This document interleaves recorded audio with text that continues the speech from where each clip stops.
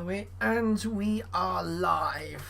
Hello, welcome to today's live stream. As you can see in the background, I have NASA's stream up already. They're just chatting about all the stuff. So we will watch their stuff in about an hour and a half's time. We should have the lander. So it's going to be awesome, right?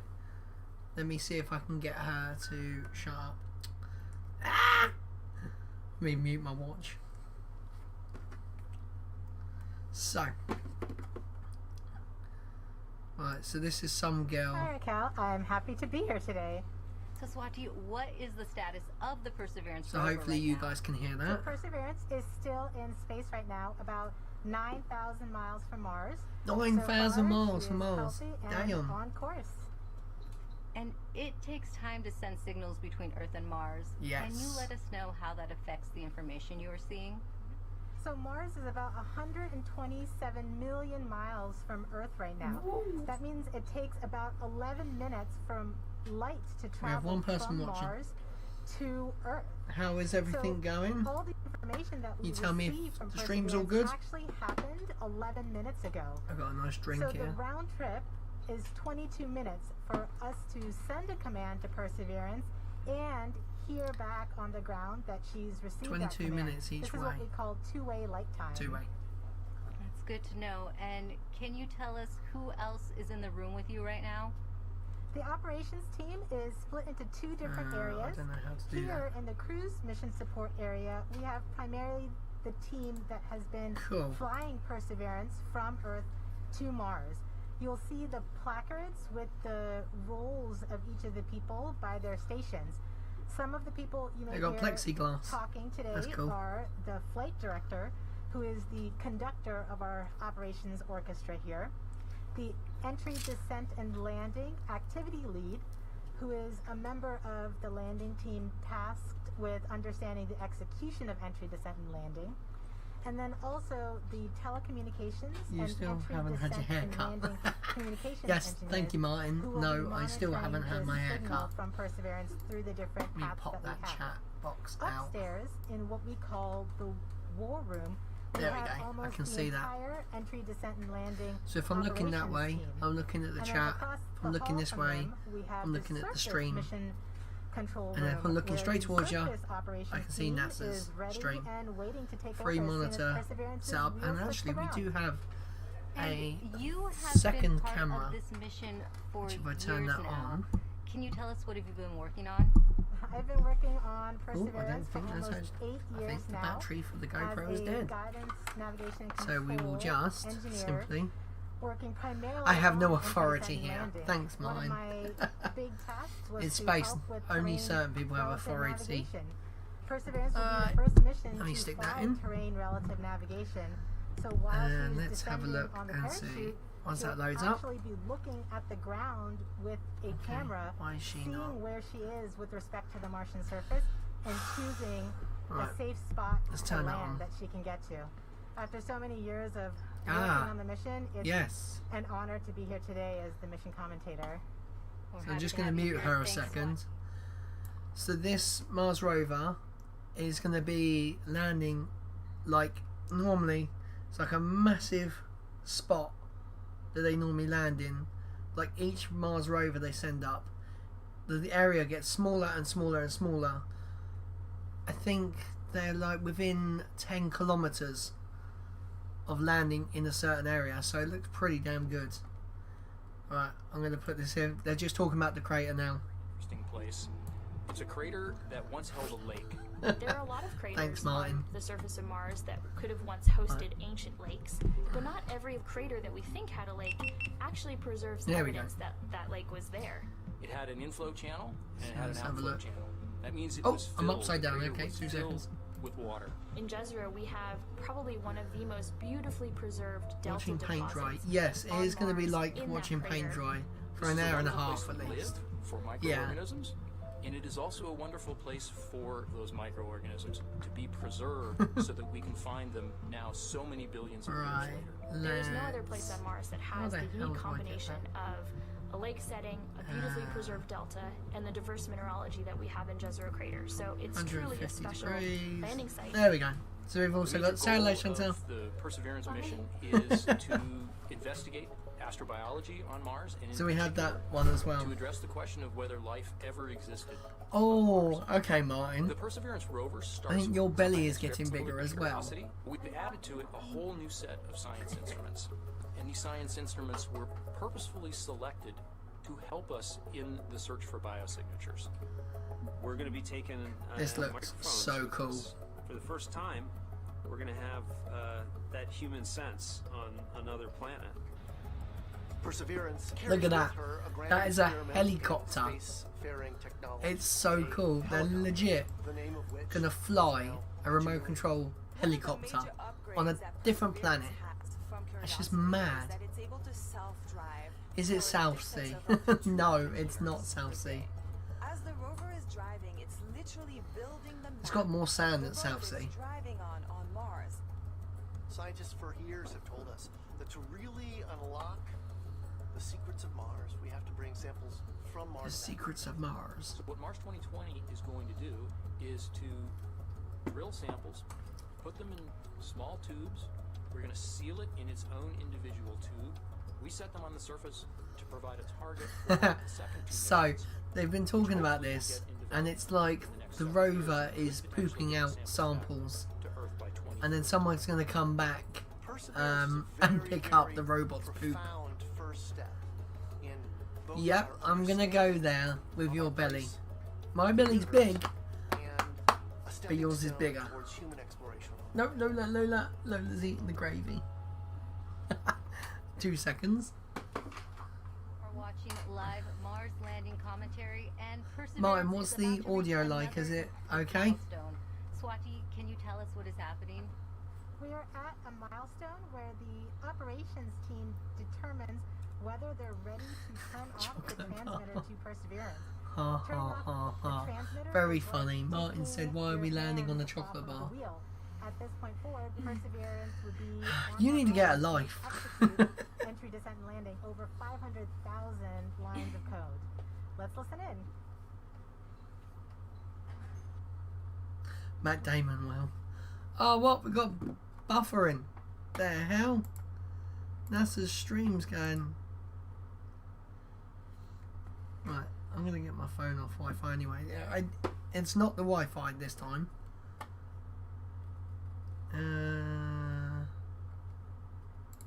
Has NASA's stream dropped out? Just gonna refresh the page. Off the transmitter to Perseverance. There you go. The transmitter is like taking your hands off of the wheel. At this point forward, Perseverance No, Mum, no will be hands. on her own to execute entry, descent, and landing over 500,000 lines of code. Let's listen in. Ooh. Go. Propulsion. Go. Oh, Art lead. Go. this is one of my favourite moments. Go. Ace. Go. Launch cruise phase lead. Go. Deputy mission. Go. EDL phase lead. Go. Mission assurance. Mission assurance is go. Chief engineer. I'm gonna take my watch off. Chief is go. Project manager. Projects go. Oh wait, he's got a mask on, and then he's got another mask on as well. Copy flight. Go for transmitter What's off. the point of double masks? Raquel, we have deemed Perseverance ready to execute entry, descent, and landing on her own. Damn. Thank you, Swati. As we just heard, Perseverance is now operating on its own as it cruises closer to Mars. To help explain what this mission means for the agency is NASA's Martin, Associate go. Administrator Thomas Zurbuchen. Thomas, I love it. this is our 5th rover sent to Mars since 1997. Can you tell us how Perseverance is going to kickstart a new era? Wow, this is such an important day today, and it really is the beginning of a new era in a sense that we're going from What is that accent? exploration, kind of with experiments on I rovers. don't know what that looking accent is. around, He's doing American, analysis, but I can't to like pinpoint the where sample that's. return phase, in which we're not only looking around, looking at the geology, but really I like his accent. turning our rover into a robotic That is geologist so and funny. astrobiologist, collecting samples that we will Oh, I'm just bring gonna turn the back to GoPro Earth. off For while it's us, charging. of course, those are where the best laboratories are of all of Loud them. noises. Some of them still remain to be explored by some that are not yet in the science community yet. And that's What was his what we're name? looking forward to. It's that new phase. The other element that I want to talk about is the amazing Talk about. technologies that are there. And of course, one of my favorites is the Ingenuity helicopter. This in search of this extraterrestrial right That is so moment, cool. You know, controlled flight for the first time elsewhere, Raquel. Great. And we have a student question on video for you from Oh, Macy. good old Zoom. Hi, my name is Oh. Macy Ragsdale. My question is, Oh, the is shot. anything alive on Mars? Thank you. Well, Macy, I'm so glad for your question. That's a question I ask myself.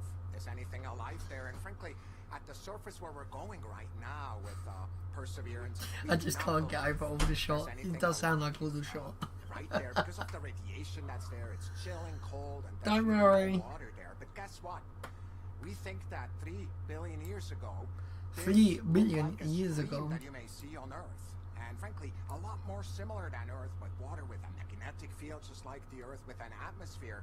And the question is, at that time, 3 billion years Martin, ago, didn't you were have like there football to be watching? single-cell organisms, just of the type that developed on Earth? So, is there life on Mars overall? We don't know, but where we're going right now, we're really Oh. looking for ancient life, and that's what we're so excited about. Thank you If for your you time today, wonder Thomas, about the live stream and picture, thanks to everyone who has been using the NASA's hashtag live stream is Countdown to actually Mars. 720p. Here are some of Can't the go any photos higher. that you've sent in so far. Let's take a look. So, yeah, Now, NASA's please stream's keep not very sharing good. with us how you are Aw. watching this moment today. Oh, should we tweet them? We should tweet. For now, let's go back to Swati for an important update to what's going on in mission control as we get closer to another milestone. Hey, Raquel, this next milestone. My wife just is caught her finger in the baby communications gate. pole. So during landing, not only What? will Perseverance talk directly to Earth, but we'll also be talking to 2 spacecraft that are Let's, currently orbiting Mars, the Mars Reconnaissance Orbiter and the MAVEN spacecraft. This poll is to confirm with the Mars Reconnaissance Orbiter spacecraft and the MAVEN spacecraft. Can I get teams another that photo they in are there? ready Or do I and only one? on track to Oh no, support I can do the another relay one. from Right, I'm Perseverance. just gonna What's this one? reverse up a little.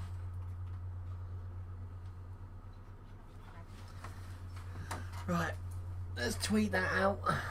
Double screening, triple screening. Oh right, he's double screening the TV. That's I see. He's watching the football and watching me at the same time.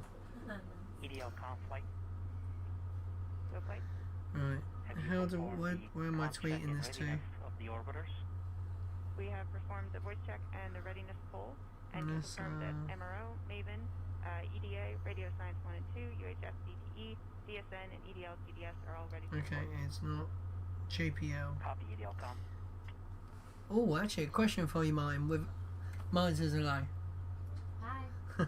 Um, So we've just heard that if you, we have without confirmation guessing from each of the online, different orbiters and what does all of their JPL points stand on for? There's that they actually are ready the sticker and right here. are on track Can to you tell me support what Perseverance JPL and is Perseverance. without searching it up? Great, thank you, Swati. Ask Dad, actually. And Dad might know. We just heard that communications readiness poll, which means we are ready to relay the data Perseverance will send to get a better just idea tweeted of them. what the rover looks like as it approaches Mars.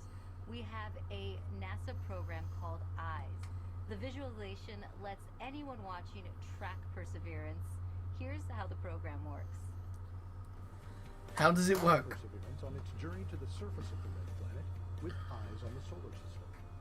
From your desktop or mobile device, go to eyes.nasa.gov. Click on the banner, and now you're with Perseverance in real time. Oh. Through every step of EDL. entry, Descent and landing. This Oh, should we have a look at that? lets you ride along from whatever perspective you choose. Click and drag. Dad sent a photo. Scroll in, scroll out. Check out the descriptions and explanations to experience Thanks, every guys. entry, descent and landing event precisely designed and executed. I'm not going to read that out, Dad. That's terrible. Safely on Mars. The EYES experience is based on Right, so how am I going to During get this this? broadcast, you'll see a different visualization called Ranger. What's it called? It's based on the real communication the team Oh, of Mission Control receives very well. from Perseverance in near real time. This is the visualization the team will follow as data fills What do their I do? What do I screens do? while What do I do? monitoring the health of Perseverance Where the hell is it? on its nerve-wracking course Oh, here we go. to I think I another found it. successful Mars landing. Enjoy the ride. Eyes on the solar system. And that's it. Oh! 11 minutes and 22 seconds to get a signal from Mars back to Earth. Dang, son. You are watching live Mars landing commentary. Stepping outside Mission Control to talk to us is Perseverance System Engineer Matt Smith. Thanks for joining us today, Matt. Steve Smith. Well, coming from Mission Control, we are going to hear terms related to landing. Can you help us Okay, understand something's what going some of them mean? crazy. Sure, definitely.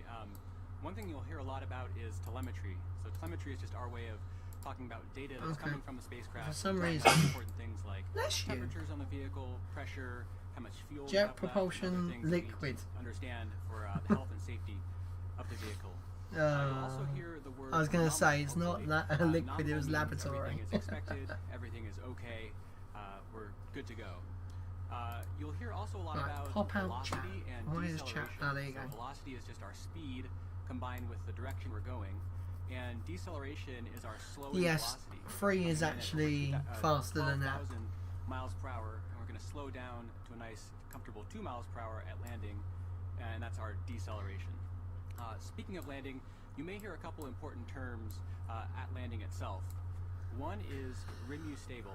So the RIMU is a device on the rover that measures the rover's orientation and whether it's moving.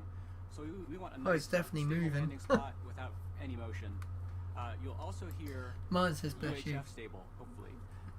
UHF stable refers to good telecommunications link with the Yep. rover and indicates that we've had a good ultra separation high. between the descent stage and the rover. What is it? after the Ultra high sky frequency. UHF. Finally, you may also hear Tango Delta nominal or touchdown nominal. That means we've touched down on the surface of Mars within the expected range of safe landing speeds.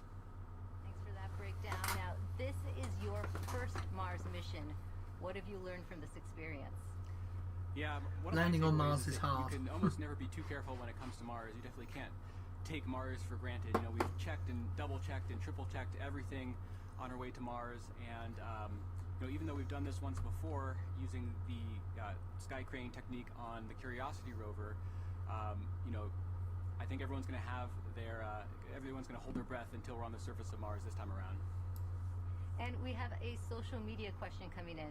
Nor the Door on Instagram asks, how complicated is the automated Nora landing the Dora. sequence and who wrote the code? Yeah, it's quite complicated. The automated landing software needs to do literally hundreds of things all on its own, just right with yeah, sub-second I mean, timing accuracy. And with it's the result of delay, many hundreds of people probably I've over got many years about reaching all the way back to maybe Curiosity and then, 2-3 seconds delay from actual NASA's today at Jezero data. Great. Thanks So, for your time today, Matt, there's a and piece good of luck. plastic on my foot. Now, Yeah, landing on Mars I think is they'd be hard. pretty decent. Landing on Mars during a pandemic is even harder. The team behind the Perseverance rover faced one of its It's biggest soft because challenges it's of when the camera. coronavirus Really? pandemic struck. Here's how they kept the mission going. You're just terrible, man. You're. We need to find you a wife. When the pandemic struck, the future was certainly unknown. It was like walking into a blind, dark alley. You didn't know. I know where you're gonna go. You're gonna talk about nuts. We're gonna have to deal with. It's something that nobody expected. It's something nobody could plan for. So we all were asked to start working from home. Rather than your first priority. Oh, that's a shame. mission Working from success home. and and getting to the Make my launch head a pad, bit bigger. your first priority immediately gets displaced, and it's Let's have now that. the I'll safety see it of on the people. stream. And it took a lot of work to put stuff together in order to keep momentum going, to keep people working safely, keep them So we've been healthy. going for almost 20 minutes now already. That's We caught goes the pretty effort fast actually yesterday live to streaming. safe at work, and the objective was How to keep did the that team nose as fit safe in or the safer glass? than they would be if they were not working. Putting a spacecraft together. No, there is no COVID on Mars. And not making a mistake. The It's Chinese hard no haven't matter landed what. there yet. Trying to do it during the middle of a pandemic, it's a lot harder. And liftoff. There it goes. As the countdown to Mars continues. Man, it was Perseverance of only humanity like launching the just next under a generation year of ago. robotic explorers to the red planet. Certainly never done something like this before. That's Trying to mad. lead a team that's flying a spacecraft on the way to Mars while getting ready for landing, while doing it all from home. There's no doubt that working in isolation, not virtual isolation, but in physical isolation from everyone else, is a challenge. No, that's a dream job. I'd love to work in isolation. Rethink and redesign what it meant to operate. I don't like the people, so spacecraft in flight being away is when we perfect. couldn't all be in the same room in mission control. The wife's giving me seeing funny the data looks. come down from Perseverance. It was a major change going to that, you know, looking at everyone on a screen instead of in person. Because of the pandemic, you can't, just pop over your cubicle wall and talk to the person next to you. It's definitely been a challenge Yeah. to figure out how to communicate and get everything done remotely, but we've managed to make it work. We are explorers. Our job is to go into the unknown. And this is just another example of the unknown. We're really Into doing the something unknown. that's transformative A in bit trying of to Frozen there. understand whether or not life evolved on another planet. Oh, That's the Martin, tell fundamental Dad objective of that this mission. I want the We're also wheels connected by this for my bike. incredible I want the mission Rover's of this, wheels on my this bike. wonderful team that we had the opportunity to It be was a part July, of. 7 months ago. Yes, Martin. at least me This know. is why you had the Pretty much degree and everybody I that I've left talked to college. that's associated with the mission has said the same thing, which is you could not have come up with a better name than Perseverance. It's an amazing serendipity. We get to persevere. Actually, I wonder if through I could work get the comment sections on Perseverance. my Alexa. No, I can't. 40 minutes. Longer than a day. Yeah, because it's... Oh, we're scratching. Oh. That music's not very good. Joining us now is Perseverance Deputy Project Manager Matt Wallace. Matt, just how ambitious is this mission? His team stay on track with unexpected challenges like the pandemic. Well, it's a very ambitious mission. You know, we're carrying out Oh, a God. host of new, extremely capable science instruments to do that science mission that we've talked about, but also Their links are not a very number good. of It's very technology crackly and experiments breaking to up. feed forward information into the next set of robotic explorers or even human exploration of Mars. Oh. So there's a lot for us to do. We look a lot like Curiosity, but in fact we're carrying 50% more payload down to the surface of Mars, and so it's been a big challenge. You know, and it was particularly challenging when the pandemic Yeah, Martin, that would be struck. so cool, Came at a literally. critical time in our processing. This month, I know there's a web browser on this from one, launching, so we're trying to I might be able essentially to get it to work. get the spacecraft How do I- assembled home. to do the final test. Did not have a lot of margin Why- in our why are schedule. you not- And our focus just entirely Alexa, shifted open up from the web that browser. to keeping the team safe and keeping their families safe. I'm not Do sure. that quickly was to make You're just never quickly. sure, woman. I think you know, we got through it with a lot of help. A lot of people stepped up. How am I to gonna do make it? happen. The team was tenacious, and we managed to get it launched and fly it to Mars. You know, thanks to a lot of help.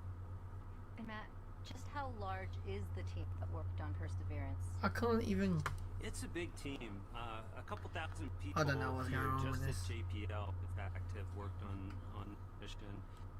And then almost every other NASA center has contributed in some significant and critical way as well. Oh, I almost set an alarm for 2 o'clock in the morning. Over 1,000 industry partners that have provided hardware into this mission from 44 different states. 60 different cities. Alexa, And of course, we have open international up Facebook. contributions from Europe and many other Here is international Facebook. partners Ah. as well. So I big didn't even team. know you could It's literally taken a just lot tell of her. people to get us to where we're at. She's using Big Firefox. team. This is the most difficult landing site ever attempted. Now, why do you think Perseverance is ready to land in Jezero Crater now? Jezero YouTube.com. is tough. I mean, it's scientific. Oh mate, I'm actually logging into because YouTube it's on got a lot of Alexa. things like craters and you know, fields and cliffs right, and I've got to sand sign dunes in. and that sort of thing, which are great for the science community. That's exactly the type of features they're looking for to learn more about Mars. I don't even but know they're that. all landing hazards for us. And Oh, so I'm not going to do it. No. we've had to add new technology to remote navigation, which is the ability essentially to divert away hello. from hazards. Not But even we have working. taken this system through the same types of paces. I can't be able to type my name into that. The same techniques, No, the no. same best That's- practices for engineering. See you later. Enjoy the football. And in many cases, we've used the same people. This, in fact, is my fifth Mars rover mission, and I'm not alone. There's other people in the project in the same Chat situation. really sounds bad. So, you know, the team has given it everything they've gotten to put I've it got all, 2 people put it all out apparently there and, watching, to so make this successful, and I think we're ready. Thanks, Matt, and good luck on your 5th mission. Thank you very much. Well, Jezero as it's Crater only is like a the second location on live stream, Mars that it has takes a while for intrigued people scientists to for years. Let's head to over be to pushed Marina out to there. learn more about the science goals of the mission. That's right, Raquel. Here to explain why we want to go there is Deputy Project Scientist Katie Stack Morgan. Welcome, Katie. Thanks, Marina. Glad to be here. Now, Perseverance is landing on Mars at the Jezero Crater. Why is it that you and the team chose this particular area? Yeah, so scientists believe Jezero Crater is one of the best places on Mars and possibly the entire solar system to look for signs of ancient life. Jezero contained an ancient lake and has within it one of the best preserved ancient delta deposits on the surface of Mars. And deltas form when a river enters a relatively open body of water, like an impact crater, and deposits the sediment that it's carrying into the lake.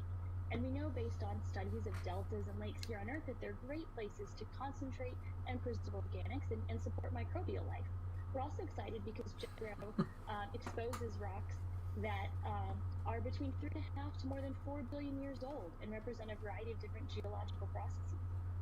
That's very old. Now, this might be a tough choice, but what do you think would be the most rewarding scientific discovery that we expect to get from this mission?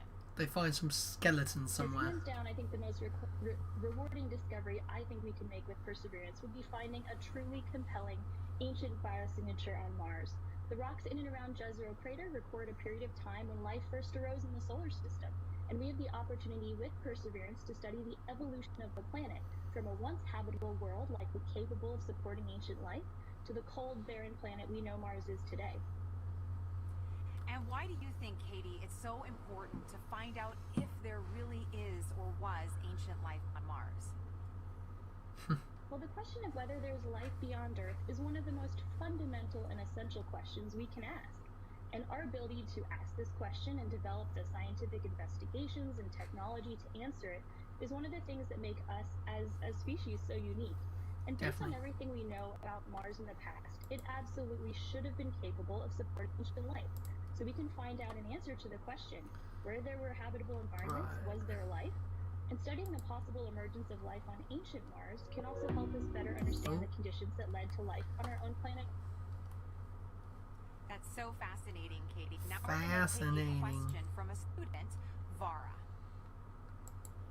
Hi, I'm Vara, and my question is, why was Mars able to sustain lakes and rivers ages ago, but cannot now? Isn't it cold enough to make water, and isn't it always? Thank you. No, it doesn't work like that, little girl. Yeah, that is such a great question. And one of the things that protects our atmosphere here on Earth and allows liquid water to be stable on our own planet is the fact that we have a magnetic field protecting that atmosphere. We think that Mars lost its magnetic field way back billions of years ago and left the atmosphere exposed to things like solar winds and cosmic rays that basically blew that atmosphere away. And once that happened, liquid water wasn't stable on the surface of Mars anymore. It was too cold and the pressure was too low. And so now Mars is not capable of supporting liquid water and likely not capable of supporting life at its surface. Well, thank you so much to Vara for that great question, and a big shout out to all the kids that are watching out there today. And thank you so much to you, Katie, for joining us. That was so great. Thank you. Now sending it back over to you, Raquel. Thanks, Marina. Earlier, we were able to catch up with the communication systems engineer, Chloe Sakier. She helps us break down the system used to track Perseverance during landing.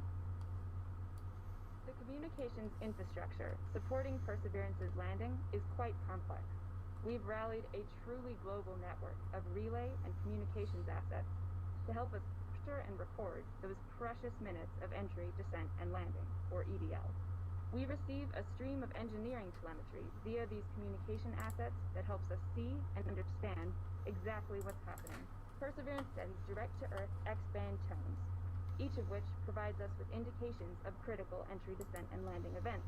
During entry, descent, and landing, we have 2 Mars orbiters listening for the ultra-high frequency, or UHF, signals from Perseverance. There we go. These orbiters relay these signals to deep space network stations on Earth, Madrid in Spain, and Goldstone in California. The Mars Reconnaissance Orbiter, or MRO, has reconfigured its software to perform a type of relay called bent pipe. This will provide us with near real-time telemetry during entry, descent, and landing. We have coverage from the Mars Reconnaissance Orbiter from just before entry to a few minutes after landing. Yeah, I think it's like 8 minutes. Will be delayed by the time it takes light to travel from Mars to us back on Earth. Additionally, the Mars Atmosphere and Volatile Evolution spacecraft, or MAVEN, is recording these UHF signals and will be relaying that recording hours Man, it's after just landing. so mad. MAVEN will be covering us from around the time of cruise stage separation until a few minutes after landing. We also receive what we call heartbeat tones, which are indications that the spacecraft is alive and progressing throughout entry, descent, and landing. It's important to note that while unexpected, we could lose our communication links and still land safely. Because Perseverance is doing entry, descent, and landing completely autonomously, she doesn't need our help to joystick the landing. The communication links give us added visibility. And you can see Chloe hard at work inside mission control right now.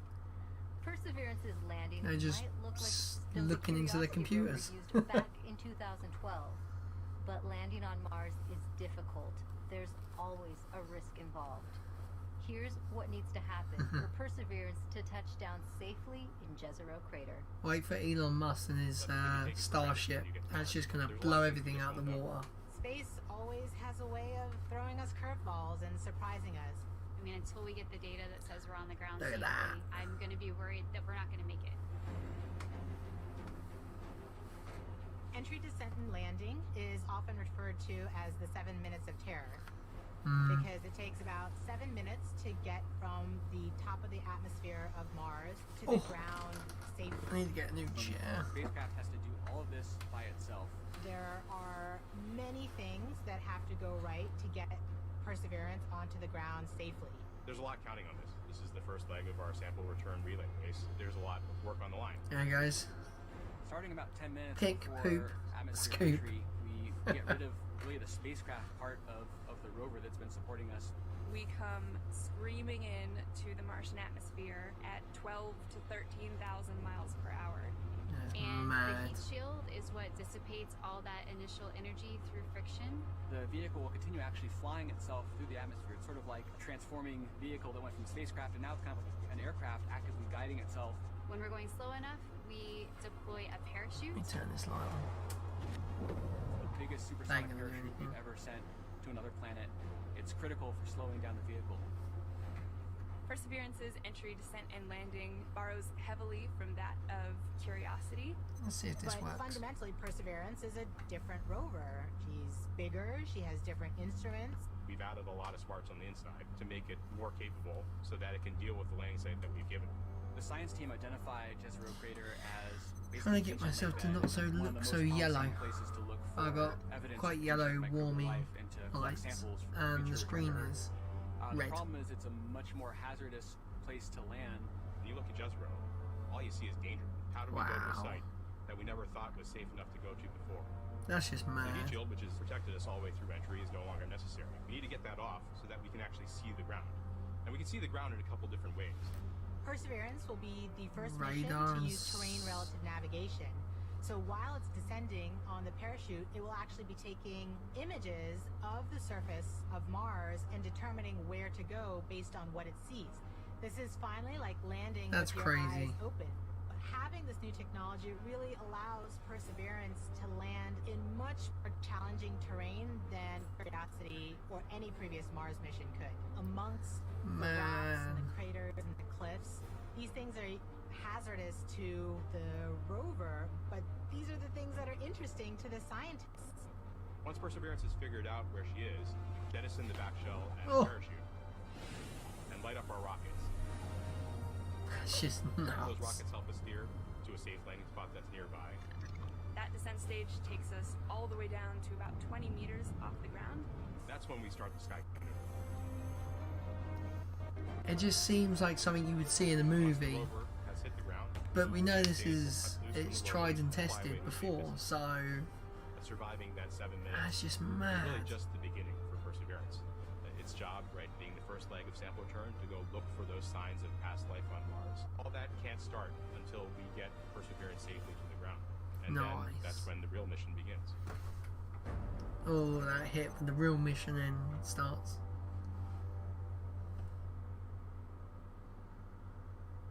NASA.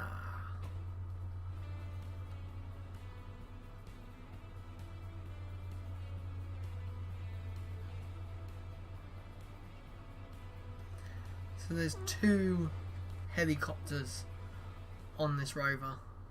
With us now is Al Chen. He is Perseverance's entry, descent, and landing lead. Al, you were part of the Curiosity rover landing. Does it get any easier the second time around? It absolutely does not, especially when considering we're trying to land the biggest, heaviest, and most complex rover we've ever built at the most dangerous landing site we've ever attempted. Jezero may look great and promising from a science perspective, but it's absolutely treacherous for landing. There's a cliff wall that's about 200 feet tall that runs right through the middle of the landing site. There are craters full of sand that even if we landed them, we would not be able to drive out of. And there are rocks to the east and actually all over the place, rock fields.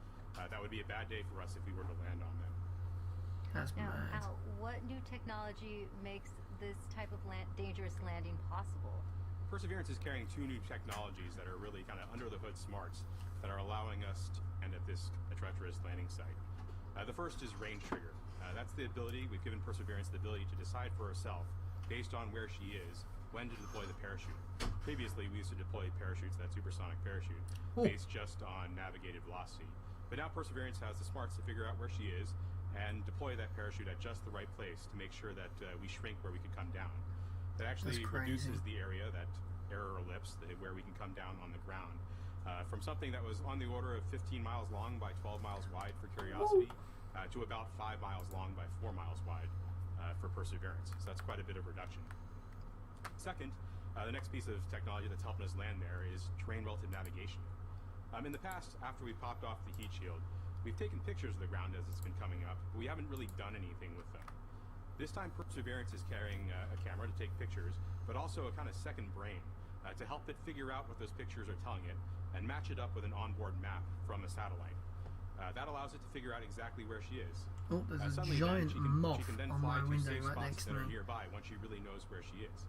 It allows the site to not have to be as flat and boring as a pancake as some of our past sites have been, the entire area we could come down. Now we just need little pieces of that site to be small enough and safe enough for us to land in safely and fly there after we've gotten rid of the parachute.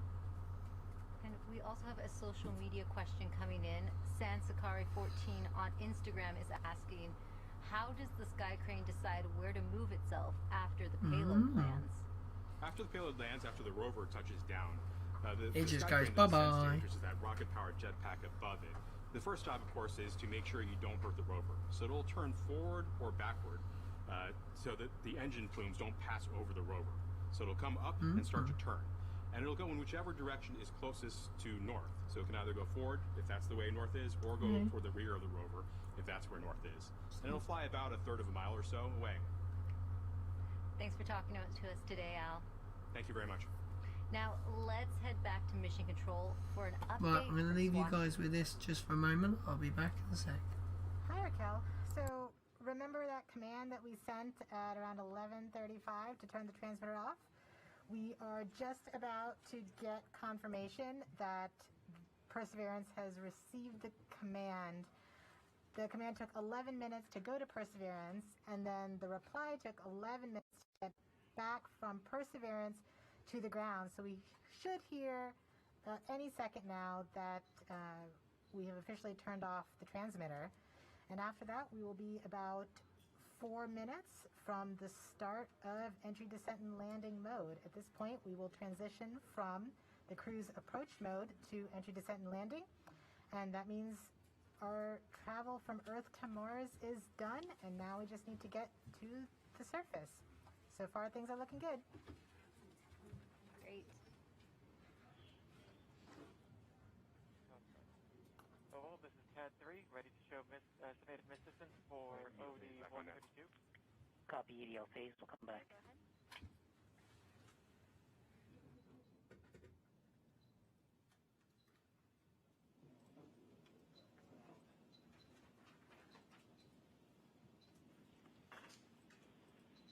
Flight Ace. Go Ace. Our tracking stations have all confirmed the results of the transmitter drive off and in lock one way. Copy, Ace. GDS flight. Flight GDS. At this time, I'd like to disable the alarms before EDL main. So please disable all the alarm files and start a new downlink session. Copy that. EGP. Copy that. Proceeding now. Confirmation that we are now officially one way and the transmitter is off.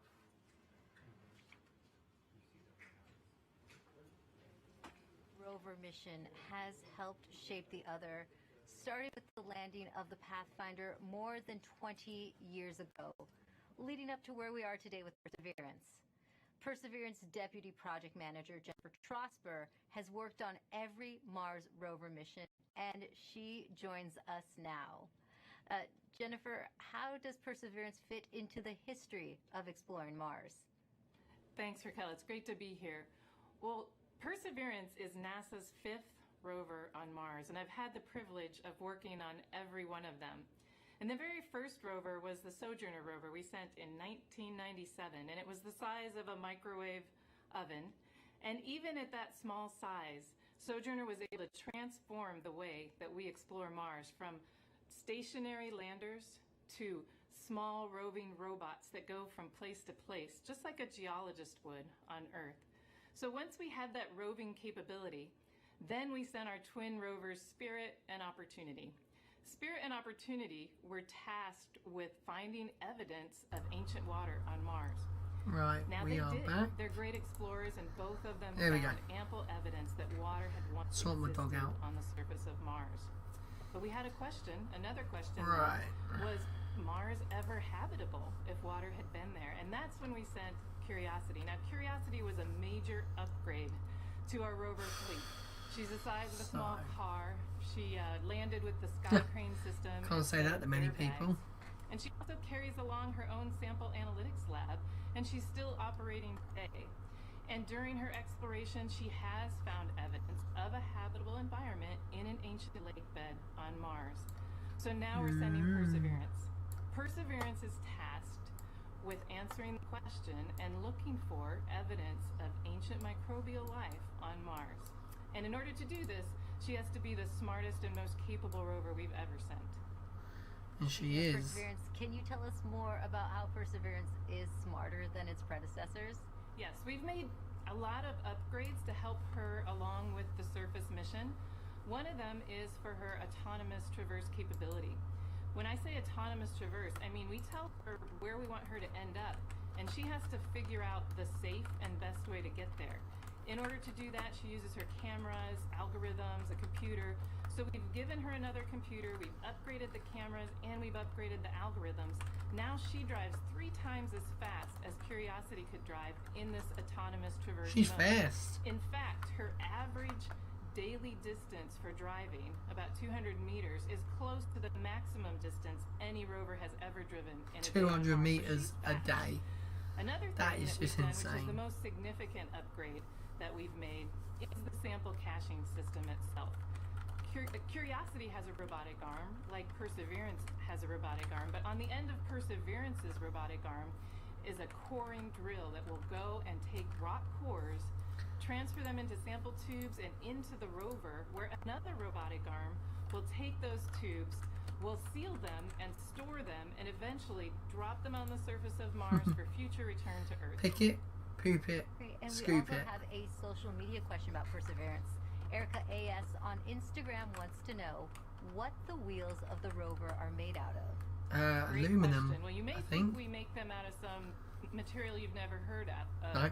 It turns out they're made of aluminum. Yep. Now, Perseverance's wheels are a little thicker than Curiosity's, but they're actually both made out of aluminum. I only know that because I watched Mark Rober's video, because he actually used to work at JPL before becoming a massive YouTuber. Yes, I am above, on the second floor, above the cruise mission support area that Above. you've been watching.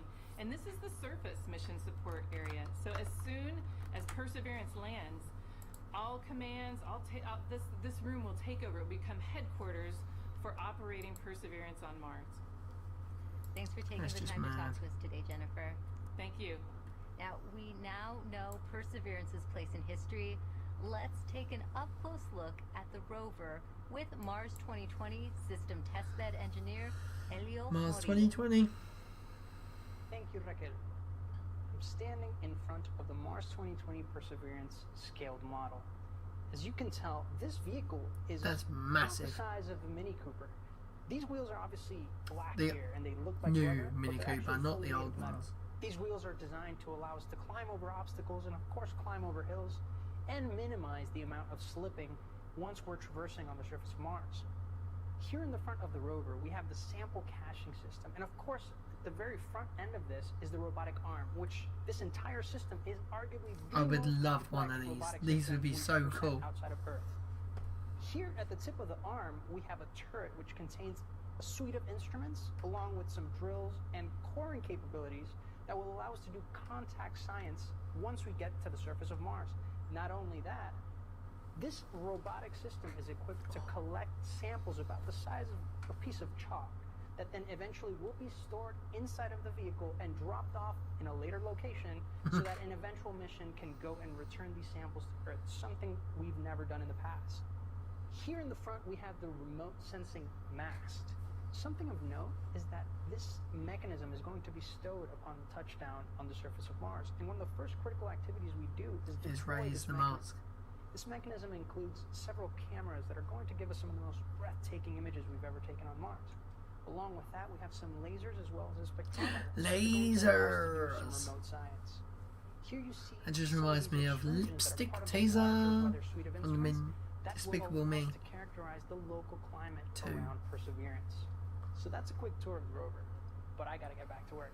So back to you. Yeah, get back to work, mate. Oh, she doesn't know she's on. Dang, minus 53 degrees. That is pretty cold. Perseverance is collecting samples of Martian It's good I rock like the for cold. future return to Earth.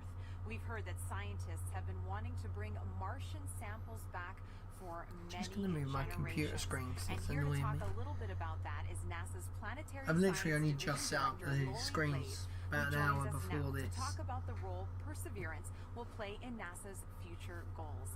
Welcome, Lori. Hi. Now, as you just heard, we've heard that scientists have been wanting to bring back these Martian samples for a very long time. Why do we need to bring them back? Because we want to analyze them. Question. You want to look at them. We actually have examples of Mars already here on Earth that came here as meteorites, but we don't know exactly where they came from on Mars, and then they also have had to make the trip from Mars to Earth, and so they got altered during that time, and then during their entry and descent into the Earth's atmosphere, that also changes what those rocks are like. So being able to go to Mars and actually Why am I collect tired? a sample where we know exactly where it came from, and we know we can preserve it and keep it pristine and carry it all the way back here, this will be incredibly important to help us answer questions about the geologic history of Mars, understanding how it formed and evolved, and also really important questions about whether or not life actually existed on Mars 3.5 billion years ago, and whether that life, if it existed, has been preserved in the surface of Mars. So I did see a theory about that, saying that we used to live on Mars, but we messed up the atmosphere, we killed the planet basically, and then we moved here, and that was Adam and Eve that came here. They were the last two surviving humans, and we were the meteorite that wiped out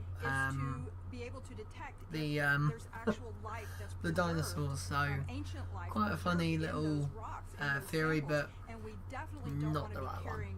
Our own DNA off to Mars and then bring it back here to confuse our scientists when they're trying to study those samples. So it is an incredibly clean set of equipment that's been sent there. As you said, the cleanest thing we've ever sent into space. Now, this is a very complicated campaign. Can you break down for us how it's going to work, and if there's any international partners working with us? You are correct. The Mars sample return campaign is incredibly complex. In fact, it's probably the most challenging thing we've ever tried to do. But we're definitely not going to try and do it alone. We have great partners with the European Space Agency. And the way this campaign is going to work, well, Perseverance is the first step. Chapter 1 is going to Mars and collecting the samples. Chapter 2 is going to be a sample return lander that we hope to launch in around 2026 to 2028. Cool. And that lander, it'll be an American lander carrying a fetch rover that's provided by European Space Agency, and that little fetch rover will drive out and pick up the samples that Perseverance so that'd be like on an Atlas rocket, we'll bring them back and load them into or a rocket that we maybe call the a Mars ULA Ascent vehicle, which will be the first ever launch from another planet, and it will launch those samples into orbit around Mars. In the meantime, European Space Agency will have an orbiter that's in orbit around Mars that can rendezvous and capture those samples and then bring them back to Earth. It's mad. It's just like a big game of cat and mouse. A lot of firsts, it sounds like, Lori. And another first, how is Perseverance and the Mars Sample Return mission going to help the future exploration, human exploration of Mars? I'm so glad you asked that. I think we're going to get a lot of great information from Mars Sample Return with, again, being able to land the heaviest payload we've ever landed on Mars will be that Sample Return lander. That's critical to us learning how to land humans on Mars. And then we are definitely going to want to be able to launch humans back off of Mars. So that Mars Ascent vehicle is going to be critical, that first step of the first launch from another planet. SpaceX will be the first to land on Mars. Lori. And speaking about the Mars generation, we're now going to take a student question for you from Livia. Hi, my name is Livia, and my question is, what made you want to study Mars, and why are you working so hard and willing to wait so long for a sample? Thank you. Oh, Livia, that is such a great question. And I enjoy Mars just because it can tell us so much about how our solar system formed and evolved. All of the planets can tell us different parts of that story, and Mars is a really key piece of that. And one of the main reasons we're willing to wait so long to get the sample back is that we've got great new scientists that are all about your age, and in about 10 or 15 or 20 years, you'll be the generation that's going to actually get to work with these samples. When they come back, you'll be the scientists and engineers that will be the next generation to change how we think about Mars and how we think about life in the solar system. That was a great question, Lori. Reach for the stars, future Reach for the sky. Thank you so much for joining us here today, Lori. It's my pleasure. Thanks. Back to you, Raquel, for another mission update. Thanks, Marina. The cruise team for Perseverance controls the rover on its way to Mars. And moments ago, they handed it over to the landing team, and it looks like team leaders in mission control are about to talk to both teams. So let's listen in. The CBM change, as I mentioned previously, is to the EDL reserve two-way non-coherent route. Activity. Copy flight. EDL phase, go ahead. Okay, like the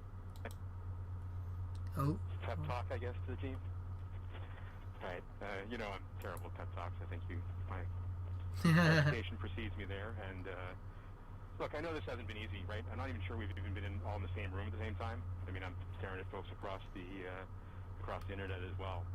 Even now, right? Only. Yeah. Voice check. Okay. I do want to just extend my heartfelt appreciation from the EDL team to the launch cruise team. You've done everything we've asked for, right? I mean, you've battled anomalies, you've dealt with Cephis, you've done everything. You delivered a healthy spacecraft to the place that we want to go. And she's right on target, right? You did the last maneuver literally 2 months ago, right? This is pretty incredible, in my opinion. And she's armed with the right information to help us land. Doing the parameter update last night, we're ready to roll. You've done everything right. And you've put up with us too, right? You've put up with our eccentricities and the things we like to do in EDL land. So I very much appreciate that. So you all should sleep in on Friday, since you guys have earned it. Thanks for literally and figuratively putting us in the right position to succeed. And let's land on Mars together. Copy EDL phase. And as flight director, I also would like to thank the whole team, cruise ops, EDL ops, EDL team, and the surface ops as well. It's been an amazing journey. I think we all know that. And it's been my honor and pleasure to work with you all side by side. And your tireless efforts and endurance in the face of our challenges has been truly, truly inspiring. So, kudos to you. Mission, would you like to say something? Yeah, just echoing the same words that Al and Magdi have mentioned. You guys have overcome great obstacles in the last 6.5 months, and it started with an earthquake in this room on launch day What? at -20 minutes. So Holy cow! I didn't know that. Than all of the achievements that you guys have pulled off in the last 6.5 months. Whatever happens in the next hour and a half, you can be proud of the achievements that you've accomplished so far. Nice. I look forward to seeing you on the other side, and I only wish that the rest of our team could be sharing this moment with us. This is a very unusual event. This room is only half as full as it would be if we weren't in this pandemic. So, missing everybody Goddamn Rona. with us here today. She screws everything up. Welcome to the EDL family. Oh, that was good. I wish my work did pep talks like that. That would have been pretty decent. And with that, I might actually work a bit harder. Alright, activity. Go ahead and continue the report. Sure thing, flight. We've since completed the EDL start anchor. Is it sad that this bloke here, I know that is a MacBook, there's a HP right there, I don't know what that is, that looks like a tablet of some sort, and there's a MacBook over there. If I was this bloke here, I'd just be making faces at the screen, at the camera. Thank the cruise team for their work in guiding the rover to Mars. Now, did you know the rover name and Mars helicopter name came from students? Well, Yep, a couple weeks ago, Marina was able to catch up with them. Thanks, Raquel. Earlier this year, Right, I'm gonna NASA just and our grab partners held a nationwide essay snacks, contest to 'cause I'm name hungry. our Mars rover. Alex Mather, a 7th grader from Springfield, Virginia, submitted the winning essay that was selected by NASA from a field of more than 28,000 entries from K through 12 students in every state in the U.S. Vanessa Rupani's essay for Ingenuity was so compelling, NASA thought it would be a perfect name for the history-making helicopter, a technology demonstration carried aboard the Perseverance Rover. Alex and Vanessa join us now. Welcome, you guys. Hello, space nerds. Hi. Now, you got to go to Florida and watch the launch live back in July. Alex, what were you feeling as you saw that rocket launch into the sky? I read a log of books written by astronauts, and every single one of them always talks about the raw power behind the space launch.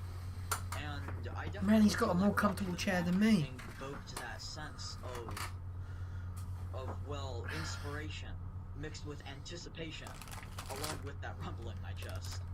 That's very inspirational. I'm gonna try and open these squishies without annoying everyone. What kind of questions have they asked? I got some people what this rover is, what are they actually going to do. So I love that this whole experience sparked a greater interest in the mission in my community. Why do Nice. you think it's so important for kids to be inspired by space exploration? Because space is the future, and kids are the future. Learning about space and watching the story of humanity spread to the stars happen is watching the future happen and seeing history unfold. The best way to keep our home safe and protect our planet is to learn from the worlds around it. So I think it's really important for the next generation of scientists to be engaged in that type of exploration to make our home the best place it can be. She's reading that off the screen. Now, speaking of the future, You what see has her your eyes life been going. like since naming the rover and helicopter? Has it sparked any future aspirations for the two of you? Oh man, I am currently applying to a science and technology school for high school. Hoping for a NASA internship sometime along the way. I'm trying With my to work ultimate out how goal old he being is. to join the incredible team of scientists and engineers 15, who are 16 about to make this maybe? happen. This whole experience has definitely shown me that I want to go into the space industry. I came home from Florida, did all my college applications, and checked aerospace engineering on all the boxes. I mean, the whole time we were there, I was thinking, why would anyone want to do anything else? So true. And If I lived best in of America, if luck I grew to up in both of you. America, Thank you so much for joining us I here would today, have Alex probably and gone Vanessa. some form of Thank you for having us. Thank you so space much, I had a great time. work. Now your I'd love to have been an essays, as well as astronaut, the top but I doubt I would have ever got 155 that. finalist essays are riding on the Perseverance rover, along with nearly 11 million of the names from all over the world that were submitted before launch. And if you miss the chance to get your I name did on that. Perseverance, then you will My get name is on another there. chance to reserve a spot on the next mission to Mars. Yep. So make sure that you sign up now at mars.nasa.gov for your boarding pass. Yeah, I got my boarding pass. Virtual celebrations are happening all over the globe. Did Let's I take a take a look photo at of some it? of your submissions on our social channels, showing us how you're celebrating the Perseverance landing right now. And remember to hashtag countdown to Mars. And Countdown send to those Mars, in. that's We it. would love to show I was them trying to off. think of what the hashtag was. Look at these kids. They are getting so excited. Everyone's watching it. A lot Countdown of to Mars, classrooms look are at that. watching it. Oh, and great, someone did a Lego version of Perseverance, which is awesome. It looks fantastic. Hashtag We love Countdown to getting all Mars. your pictures out there. We've gotten a lot of artwork from kids, which has been great. I know I have a Live 9-year-old John at home, and he stream. loves to draw the rover. And look at that. That is awesome. That's better than anything I could bake, that's for sure. Perseverance in a cake. That looks Let's see, so right, I great, just delicious. tweeted them. I want to get into that. Another great send-in from David Bowie Reel. Thank you so much for your submissions. Remember, hashtag countdown to Mars. We love to see how you're Right. celebrating. Now, you might know our next guest from shows like Emily's Wonder Lab. Joining me now is Emily Wonder Lab. Calendrelli. Thank you so much for being here Do I with know us her? today. I don't think I know her. Thanks so much for having me. Now, you are very passionate about getting kids interested in science and space My exploration. wife is in, she probably Why know do you that think kids are person. so excited about space?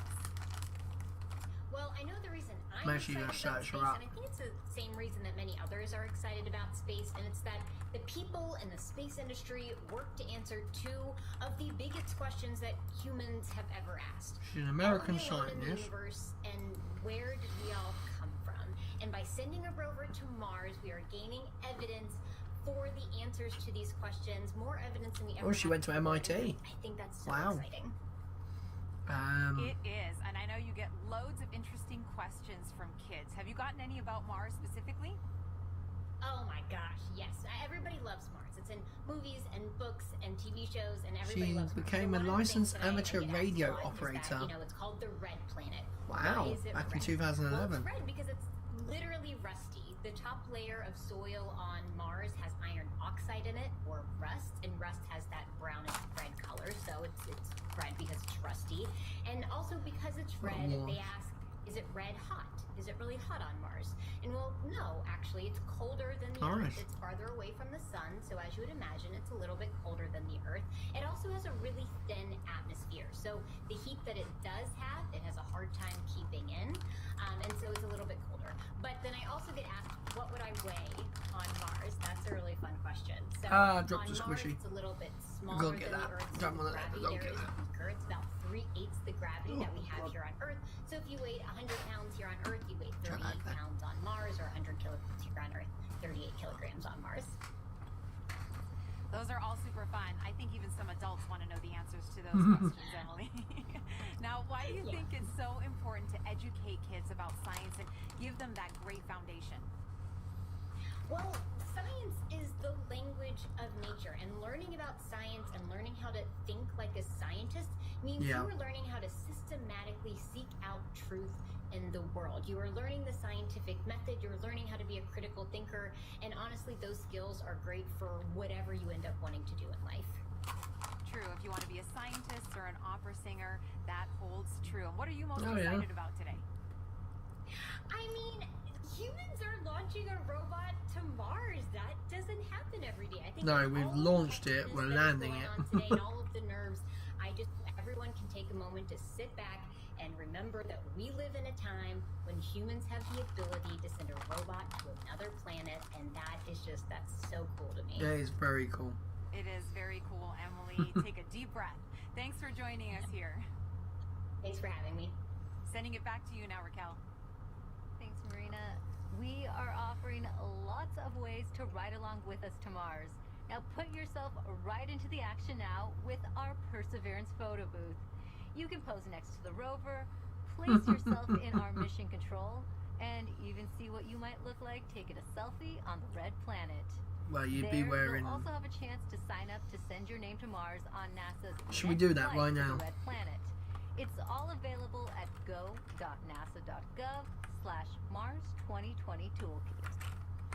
And joining us now is JPL Chief Engineer and Landing Veteran Rob. Go to Mars 20. He will be breaking down key moments coming up, and very few people know more about landing on Mars than Rob, going back to the Pathfinder mission in 1997. I'm going to bring it over. Thanks for joining us today, Rob. Thank you very much, Rick, for having me. Right. And what a wonderful experience. Let's go here. What a wonderful day for a beautiful day in California. We're just also excited here, anxious, worried, but very hopeful. Rob, I have a question for you. There is a landing tradition at JPL that involves eating peanuts for a good lunch. I can't even find it now. Can you tell us how did that start? Yes, it started in the mid 1960s. What happened was oh, we had a computer's a bit chuggy. That had failures. The Ranger program in the early 1960s, one after another, failed. And what happened was, one day, a fellow by the name of Dick Wallace on Ranger number 7. Send your name, the next mission. Here we go. Decided to bring peanuts to the ops area just before the launch, and guess what? That mission worked. Am I going to pull this off for a second? Too superstitious. We're engineers and scientists after all, but we love tradition. And ever since then, before launch and before critical events like entry, descent, landing, the United States is always at the top. It's been really a wonderful little experience, and so this is something we'll do. We're doing right now. Kingdom. And it's something that we just can't help ourselves. It's just part of the experience. Well, speaking of the experience, how did the Perseverance team keep the tradition alive this year? Well, this year we're passed out little packets of peanuts to the team, and they can sneak one peanut as part of to keep the tradition alive. But nice. This is part of the COVID experience, but we can't leave this one undone. So this is what we're doing, and this is going to help us land safely. All right. Thanks, Rob. I have some questions for you a little later on, but we're heading back to Squad Team. There we go. I have my boarding pass. She'll be calling out key milestone and events as they happen. There you go. I have my boarding pass for let's take a photo of this. 20 minutes from entry, and the EL phase is giving last minute nice confirmation of what will be happening. So scheduled departure 2026. Just to remind. Man, that feels like so long, so far away. But I didn't think I was going to be in 2021 already. Like, COVID come and just woof, gone. Right, so what I'm going to do is I am going to now screenshot this. And we're depending on the same type of entry guidance this time around to help get us very close to our target. As we make our way through entry, finish our guided entry profile, we'll do a maneuver called heading alignment, where we point toward the target and get ready to deploy the parachute. I'm going to put that up on my Facebook Before we deploy because I'm sad.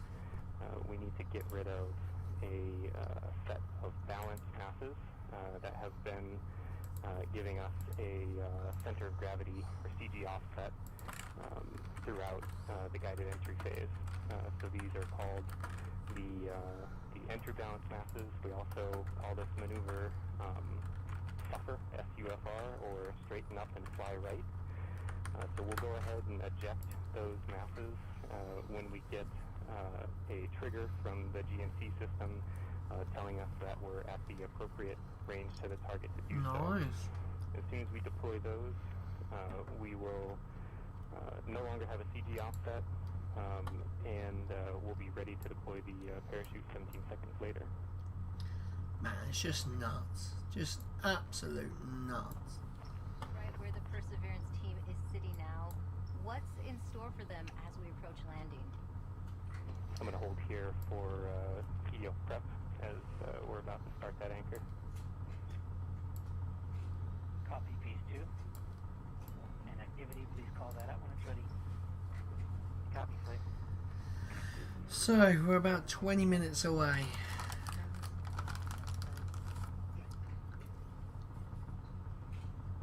Nice. I'm just looking at all their masks. They've got the cool one, and then they've got a proper sealed one over their faces. What's in store for them as we approach landing? Well, this is the nail-biting time. Fortunately, we still have ones and zeros coming, but very soon, as we approach cruise stage separation, the transmitter on this rover we've been using all the way to get to Mars is going to be turned off. And we will lose our ability to see ones and zeros. But the good thing is, once the cruise stage is gone, there's another radio that will continue transmitting home, so that like a flashlight that will allow us to at least see that the vehicle is still on. And that color of that flashlight tells us a little bit what state the rover's in. But soon after that, it won't be very long before we'll be able to hear more ones and zeros coming from the spacecraft.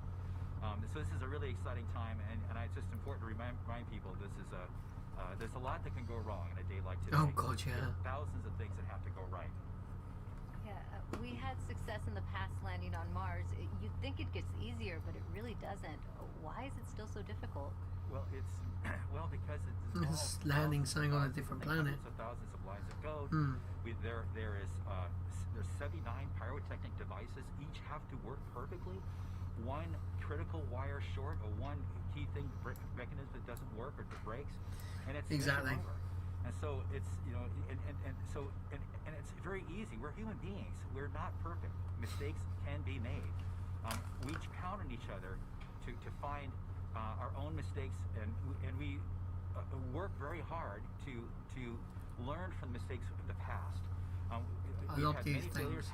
Remind people, roughly around half of the missions to Mars over history have failed, and so it's that could happen today too. Even though we've had a nice, wonderful string of successes in the United States, it's still still a bit of a gamble that we have hoped that we have erred in the side of luck, and we've stacked the deck and loaded the dice to make this thing succeed.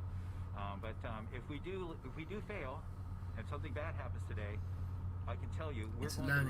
We'll have the data to tell us what happened. We'll know why. We'll figure it out, and if we are allowed, we will pick ourselves up and get us back on the horse. And if Congress and NASA allow, we will try again. As we always do. We will learn from our mistakes. And what are the possible scenarios we could be looking at today?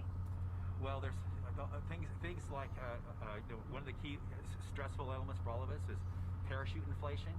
But just even separating from the cruise stage is a pretty major event. Lots of devices have to work properly. Certainly, the heat shield separation, getting the descent engine started. There's no less than 16 rocket motors that have to work. 8 to control during entry, another 8 to control it during landing. I said it's a lot of stuff, and it all has to work. And guess what? We haven't done this before with this vehicle ever. This is its first attempt to actually land. We can't try this on Earth. That's mad. We don't have test pilots to try it out on this planet before the big show. So this vehicle is doing it for the first time. We've done the best testing we could do in bits and pieces, but you know, it's as best as we could do. But I think our team is up to it. This team is the best. It's a diverse, intelligent, amazing group of people. People from all over the world who worked on this, not just here in California, but all over NASA, contributors from aerospace, universities, countries around the world. It is just an incredible, remarkable engineering achievement, and I am just so proud of this team. I like his little Let's dog listen he's back got. into mission control. Right, we're about 14 minutes from entry interface. 14 minutes of entry. Currently preparing the heat rejection system that has kept the thermal system cool inside the air shell for about the last 6 months. This will allow the spacecraft to more easily cut the line in upcoming cruise stage separation, which is under 4 minutes now.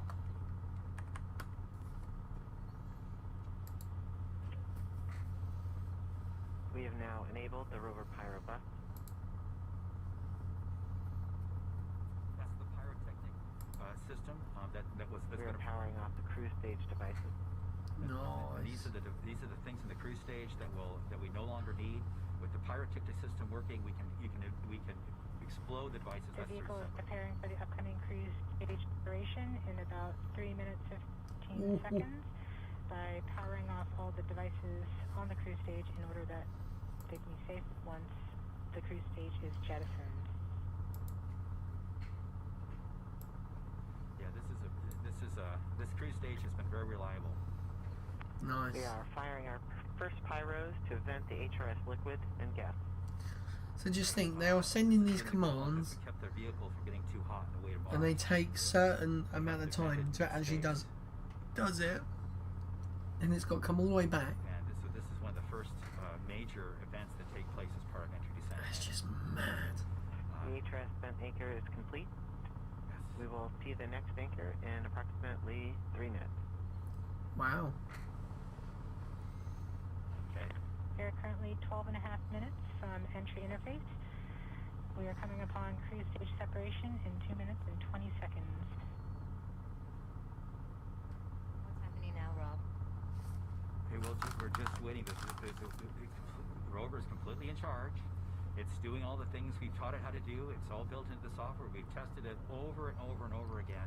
This team has spent 24 hours a day, 7 days a week, testing this thing for years, and so this is really the culmination of all that work. So this vehicle is getting ready to push that cruise stage away.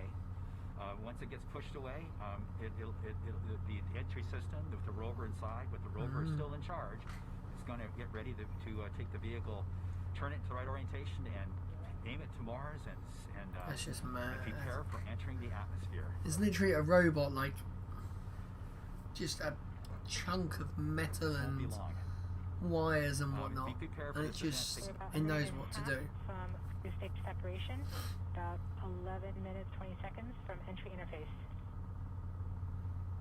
Okay. Like legit, it's About 10 minutes just from cruise stage separation till entering the top people atmosphere. see Teslas on autopilot, Things happen fast. and like we can start trusting Teslas now. They're getting really good, especially the full self-drive in America. That is getting pretty damn good. These tones are received directly But from this Perseverance, is but like have very limited millions of dollars of We won't like receive equipment. real-time information until Yes, it's not got anyone's life on, but 9-10 minutes you know, from this now, is once the Mars Reconnaissance Orbiter this is starts mad. relaying information from Perseverance. We are under a minute from cruise stage separation. Oh, under a minute. 10 and a half minutes from entry interface. It's getting exciting. I have to admit, I am quite anxious, but very hopeful that this machine is going to do what we asked it to do. We're seeing the heartbeat tones. Okay, that means that there's no more ones and zeros coming. It's just the It's vehicle heartbeats. telling us it's still alive. I'm still alive. Oh man. We're continuing to receive tones from Perseverance, standing by for cruise stage separation. So obviously this on the screen here is showing you what it actually would look like Oh, there it goes. Are we going to go through? We have indication that cruise stage separation has been confirmed by the spacecraft. Oh, okay. We're off on a good start. So actually, it's already happening. We'll wake up and begin the final preparations for entry. The first action it will do is to fire warm-up pulses with its entry thrusters. These pulses ensure that the spacecraft gets the thrust that it wants during entry interface. We're about 9 minutes from entry interface. So roughly about now, it's actually entering the atmosphere. Okay, so now the vehicle's on its own. It's turning itself in the direction of facing the heat shield. They're going off the live data that they get. Actually, hitting the top of the atmosphere. We're not far away. This is going to go very quickly from here on out. This is mad. That's confirmation that we got shadowed by the cruise stage as it passed through our beam to the Earth. Telecom indicated actually that we could see a signal that the cruise stage went between the Perseverance entry capsule and Earth. So we saw a little blip, the data stream indicating cruise stage separation. That's we cool. Have confirmation that the vehicle has started warming up those entry thrusters. Warm-up pulses have begun.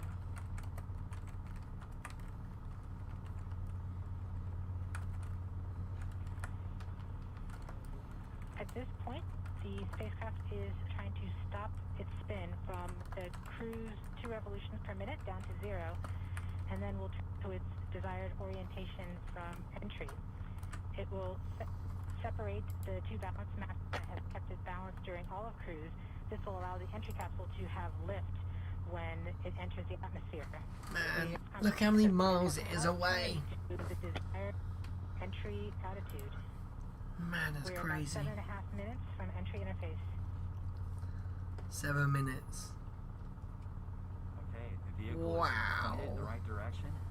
Thrusters are warmed up and doing their job. And now we've spun down from 2 revolutions per minute that the vehicle had the whole way to. Oh yeah, because it was like spinning, like yawing. And then from here on out, it's going to just be a bullet, and it's going to control insane. its orientation. I keep getting like Facebook notifications that they're about to land from all the different news people. From Green Bank. Dog is just like laid out. You get a photo of her because she's so cute. Flight level 1. Lola. Continuing to wait for entry interface. We're about 6 Let's minutes give you a and photo. 45 seconds from entry interface. Oh, actually, you're gonna be able to see it because from Greenback that they are receiving direct to Earth telemetry via that path. The spacecraft Perseverance is currently. yeah, that's what my dogs look like at the moment on the sofa. These sounds indicate that Perseverance Just is laid out. operating normally and has nothing significant to report. That's good. This is as expected. We're currently just over 6 minutes from entry interface. 6 minutes. Damn, 6.5 minutes. This is getting crazy. Okay. Now we wait. And now we wait. God. As soon as we get to the top of the atmosphere, it won't be very quickly, which is the entry point. It won't be very long before the atmosphere will start getting thicker and thicker. It's going very quickly at a fairly steep angle of 15 degrees into the atmosphere, and as it starts to slow down. Oh, see the bloke behind him with the cameras. We're still receiving heartbeat tones. We expect to continue receiving heartbeat tones until about 5 minutes after entry. At that time, Perseverance will be no longer in view of our antennas here on Earth. About 90 seconds prior to entry, the Mars Reconnaissance Orbiter should begin receiving telemetry from Perseverance and streaming it to Earth in near real time. There are a few expected short outages, such as when we have a plasma blackout or when we enter the peak heating phase. Aside from these outages caused by the plasma blackout, antenna switching, or high dynamic events, spacecraft events, we should have telemetry until about 90 seconds after landing. Look at the dog. Dog A was part like of this. blackout is when the signal from Perseverance isn't strong enough to 5 make minutes it till through they enter superheated, the super atmosphere. fast air flowing around the spacecraft all the way down to Earth. Levitate. Once the temperature drops below that peak heating, we do reacquire the signal from Perseverance. We are currently about 4.5 minutes from entry interface. Perseverance continues to report heartbeat tones, indicating everything is nominal. Nominal. Okay. What we're looking for now is Mars Reconnaissance Orbiter should be in view soon of our vehicle and be able to listen to ones and zeros coming from a separate designed to talk between spacecraft. That was out. MRO reports the electro radio is powered on, ready to receive signals from the lander. Okay. MRO is ready. Nice. Able and waiting to hear from our rover. Mars Reconnaissance Orbiter has reported that it's ready to receive the signals from Perseverance. It should be in a few minutes here. We're just Flight level 1 from entry interface.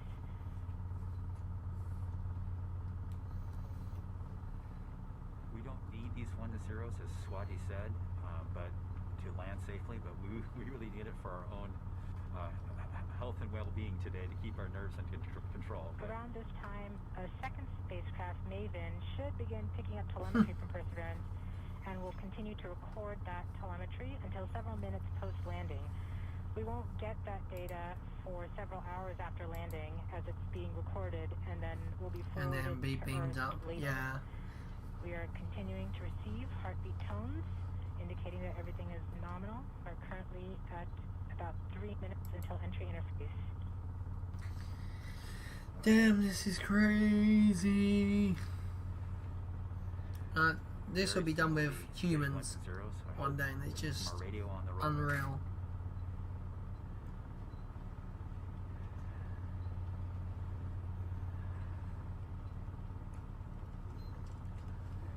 The entry interface is nothing more than just an arbitrary place in the sky that we've defined to be above the atmosphere.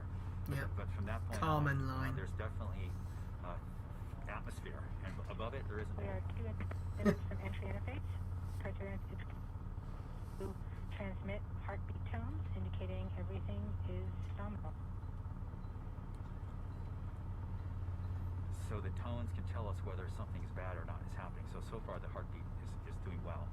So the vehicle thinks it's in good shape to land. Which is a good sign. So our heartbeat's going like this. Going absolutely mad. If it was a living creature, that is.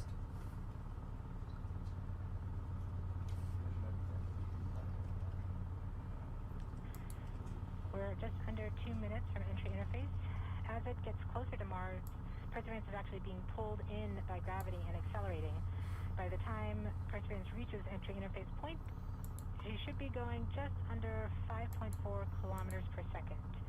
Nice. We're about 90 seconds from entry interface and standing by for Mars Reconnaissance Orbiter to pick up the telemetry. Minute 25 seconds. Actually, should I move my... I'm going to put the mouse all the way to this side. Let's put me over there. There you go, I've moved myself, so now you can actually see the atmosphere entry.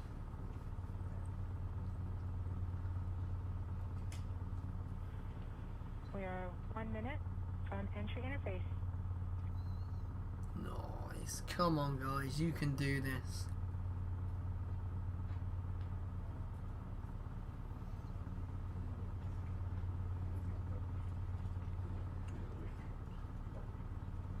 MROs are in receive mode.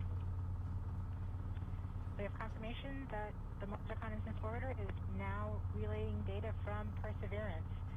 We're about 30 seconds from entry interface. Perseverance is going about 5.2 kilometers per second and is about 190 kilometers altitude above the surface of Mars. Wow. Confirm your jet data flow. She's coming in first. About seconds from entry interface. 5.3 kilometers per second and an altitude of 150 kilometers from the surface of Mars.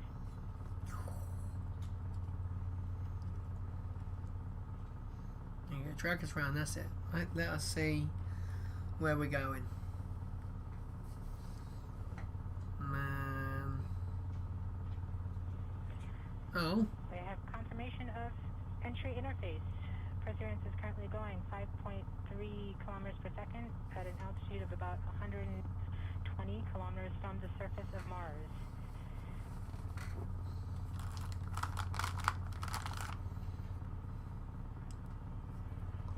The spacecraft is now waiting until it begins feeling the atmosphere of Mars slow it down. Once there is enough atmosphere, it will start controlling its path to the landing target.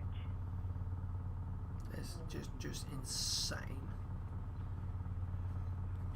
Navigation is also confirming that we can see a little bit of that slowdown of the atmosphere on the Perseverance entry capsule. Our current velocity is about 5.36 kilometers per second and an altitude of about 67 kilometers from the surface. We're seeing MRL plasma blackout at this point. Yeah, Mach 26. So like Concorde got to like Mach 2, 2 and a bit, I think. MRL has lost log. But that's just, you know. We have indications that Perseverance is now performing bank reversals in the atmosphere. These are the steps in order to control its distance to the landing target. Perseverance has just passed through the point of maximum deceleration and has indicated that it felt approximately 10 Earth G's of deceleration. Woo! 10 G's. Jesus. Jeez. Mate is going yes. Of the UHF telemetry from Mars Reconnaissance Orbiter during that peak heating phase, likely caused by the plasma blackout. Perseverance is still continuing to perform bank reversals in the atmosphere to control its distance to the landing target.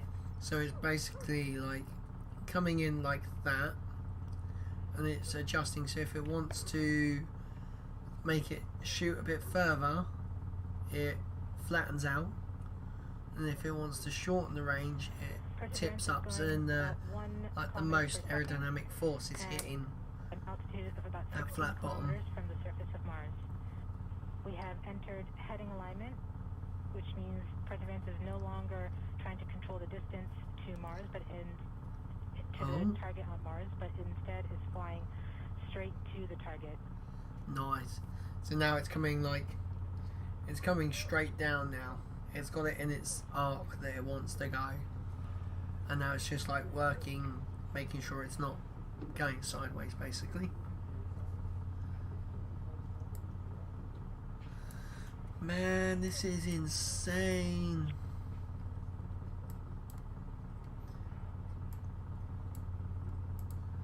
If you like the stream, by the way, I'm just going to put this in there. Give me a like, subscribe for more videos. We will be live streaming quite a bit the SpaceX stuff. So yeah, it'd be good. Come on, guys, you can do it. Oh, that's good. We are coming upon the straighten up. We are starting the straighten up and fly right maneuver, where the spacecraft will jettison the entry balance masses in preparation for parachute deploy and to roll over to give the radar a better look at the ground. Hey. Has confirmed that the parachute has deployed, and we are seeing significant Nice. in the velocity. Our current velocity is 430 meters per second at an altitude of about 12 kilometers from the surface of Mars. That's crazy. Crazy fast. So now it's just doing under Mach 1. Perseverance is now slowed to subsonic speeds, and the heat shield has been separated. This allows both the radar and the cameras to get their first look at the surface. Current velocity is 145 meters per second at an altitude of about 9.5 kilometers above the surface. So this is where Starship would be coming in sideways like this, doing the belly flop maneuver.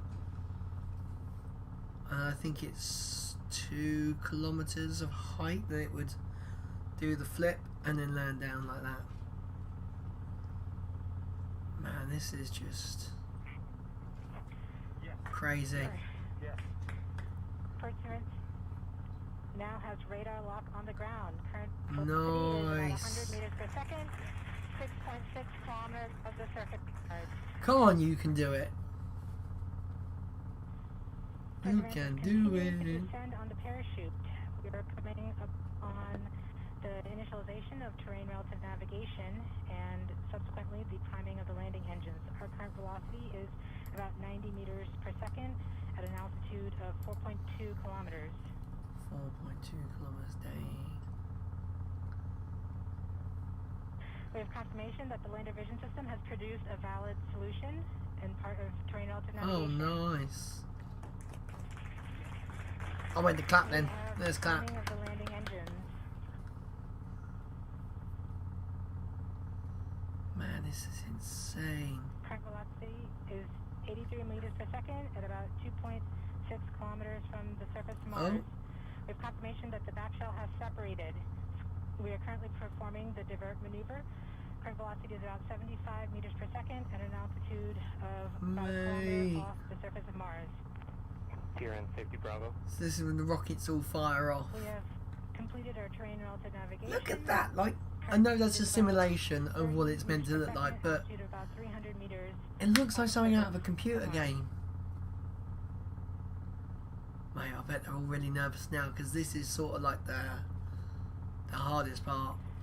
We have started our constant velocity accordion, which means we are conducting the sky crane, about to conduct the side crane maneuver. We've lost direct to Earth tones. Oh? As expected, okay. Sky crane maneuver. I'm going to jump myself up there. About 20 meters off the surface. 20 meters off the surface. Come on, guys. You can do it. We're getting signals from MRO. Oh. UHF is good. Oh, there's the confirmed. Yes, they done it. Very well done. Oh, look at that. Nice. COVID bumps all around. Stage has flown away to a safe distance. Perseverance is continuing to transmit direct through Mars orbiter to Earth. Lola, they did it. They did it. They got the rover on Mars. And Lola's just like, I'm going away. She's laying on the floor. Okay. Well done, JPL. Very well done. No reports. They're still getting telemetry from the lander. All right, I'll speak. We got it. Touchdown confirmed. We're going to wait for the images. Yeah, well, we're going to wait for the images. Definitely want to see these. The team is beside themselves. It's so surreal. Stay tuned. We might get some pictures. Oh, that. Imagine we get like pictures, like, because they are beaming it to the orbiter, they can get it faster than what they can from the actual lander itself. Okay, my dog is stretching out behind me. Hola. There you go. We just heard the news that Perseverance She's like, Daddy, is you're not alive on the surface of giving me Mars. love. Right, I'm getting the chocolate. Flight will assume the completion of EDL 3 Copy activity. That's it, they're all going out for a drink now. Oh wait, you can't. Actually, I think America have not got many lockdown things. MRO is still seeing a strong signal from the lander.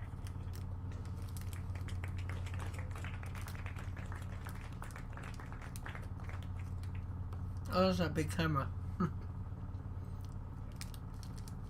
Mate, can I just have that camera rig? I just want that camera rig. We've just heard the news that Perseverance is alive on the surface Oh. of Mars. Congratulations to the mission.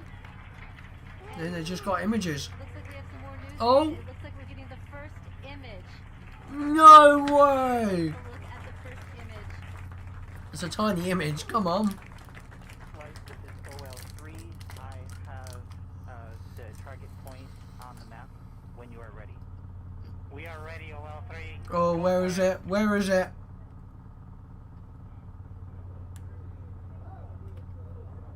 Oh.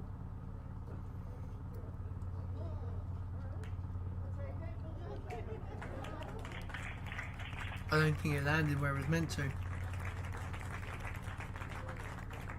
They didn't seem very impressed with that. Flight, I'll be moving in, showing you the safe zone that we've landed in. Look at the picture. Show us the picture. Nice. Has just put the first image from Perseverance on the surface of Mars. Now it comes from the engineering cameras known as the hazard camera. This camera is mainly used to help the rover drive safely around Mars, and we will get higher resolution photos later in the day.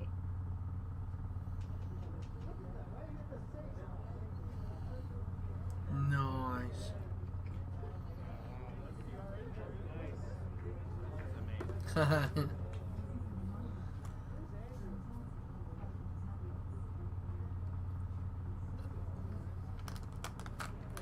Nice. That they done really well. I just don't think they've landed in the right place. The way they were like a bit hesitant was a bit weird. Right, let me drag this over here. No, I'm not missing anything on the... No. Oh, someone set an alarm. I bet someone set an alarm for when they think it's going to touch down.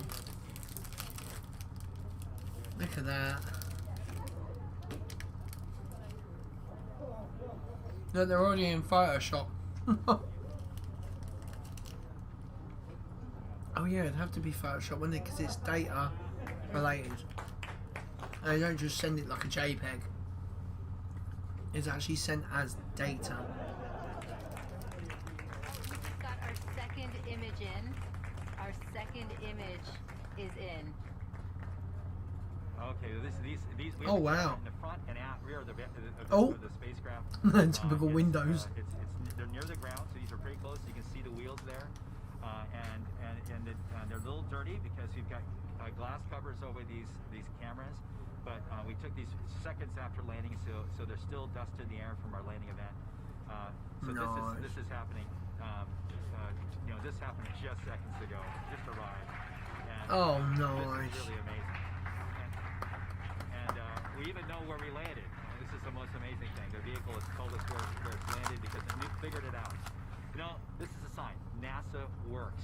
NASA works. And when we put our arms together and our hands together and our brains together, we can succeed. This is what NASA does. This is what we can do as a country. On all of the problems we have, we need to work together to do these kinds of things and make success happen. Yes, but SLS isn't going to work.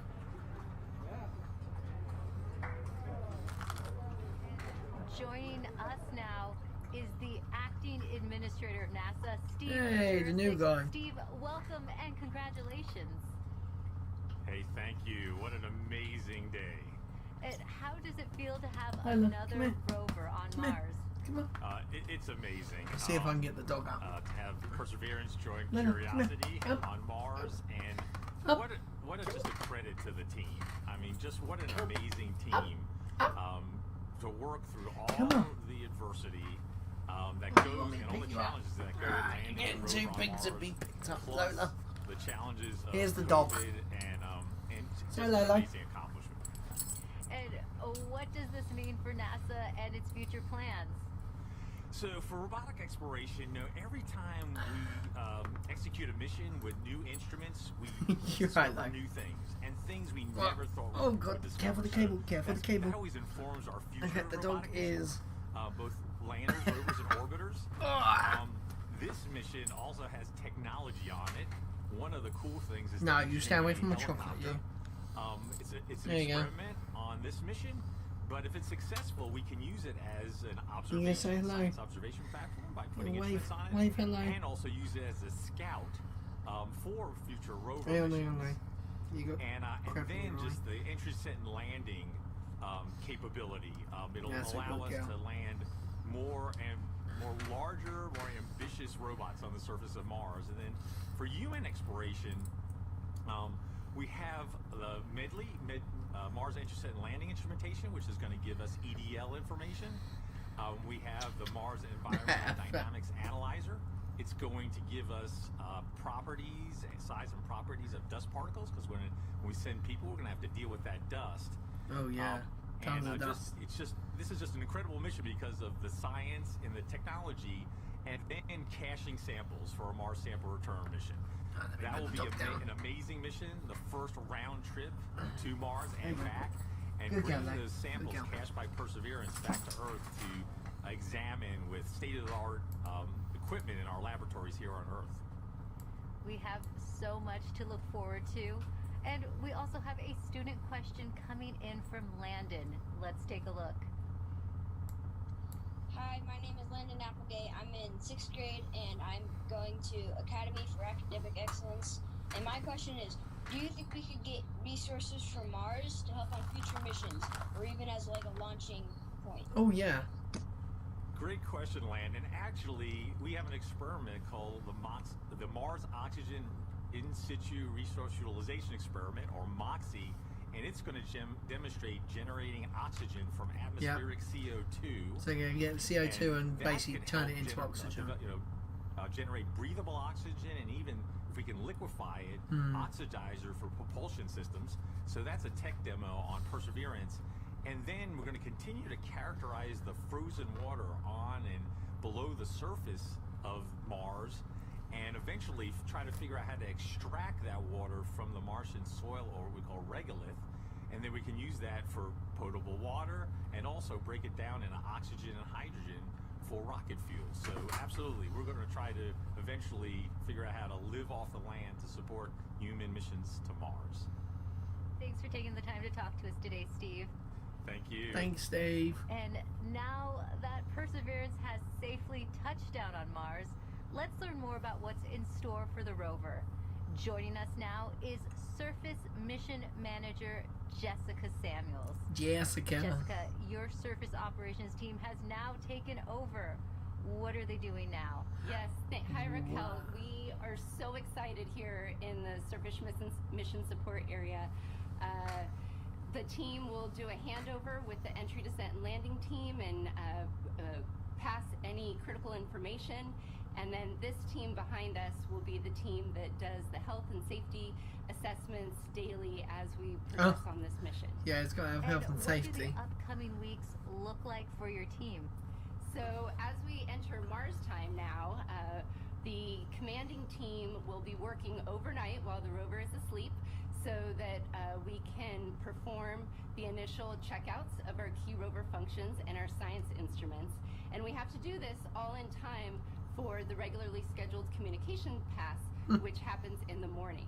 And so we will be working around the clock, making sure that Perseverance is healthy, and we will begin this exciting adventure. And can you tell me, what's it like living on Mars time? It's a little bit like constantly, flying and changing your time zone. The rover, on Earth, the rover wakes up at the same time every day, but on Earth, that's 40 minutes later. So the team is going to be shifting our work schedule by 40 minutes as we come into work over the next few weeks. That'd be awful. So it'll be exciting, and some late nights, but we're also excited, and we can't wait. Whole new lifestyle. Yeah. It's very cool. We also have a student question for you. This is Sophia's video. Right, we'll listen to this and then we'll end. Hi, my name is Sophia Lopez, and my question for NASA is, how is Perseverance gonna survive? And here's a drawing that I made from Perseverance thinking about Earth. Thank you. Oh, that's kind of cute. Sophia, Perseverance survives with a power source that charges its batteries overnight while it sleeps, and it keeps heaters on so that all of our critical electronics can stay warm, as well as our mechanism. But it's really survived by the team that performs the health and safety assessments every day and communicates with the rover and makes sure that she's doing okay. Well, thanks for your time, Jessica, and good luck living on Mars time. Thank you. Should be fun. Let's head back to Marina as she gives us a sneak peek into the future at JPL. Right.